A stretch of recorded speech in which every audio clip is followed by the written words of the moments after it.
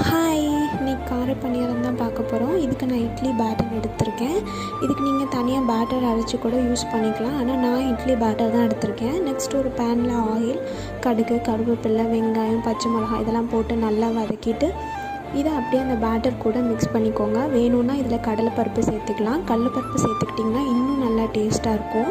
வேணும்னா சேர்த்து ட்ரை பண்ணி பாருங்கள். நெக்ஸ்ட்டு சால்ட் போட்டுட்டு இந்த பேட்டரை நல்லா கலந்து விட்டுக்கோங்க. இந்த பேட்டர் கொஞ்சம் கெட்டியாக தான் இருக்கணும். ரொம்ப தண்ணியாக இருந்ததுன்னா நிறைய எண்ணெய் உரியும். ஸோ கொஞ்சம் கெட்டியாகவே ரெடி பண்ணி வச்சுக்கோங்க.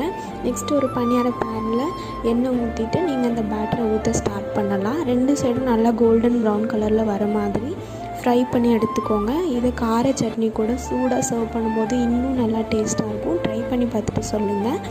இது மாதிரி நீங்கள் நிறைய ரெசிபீஸ் தெரிஞ்சுக்கணும் அப்படின்னா யூடியூப் சேனலையும் ஃபாலோ பண்ணிக்கோங்க. யூடியூப் சேனலோட லிங்க் வந்து பயோவில் இருக்குது.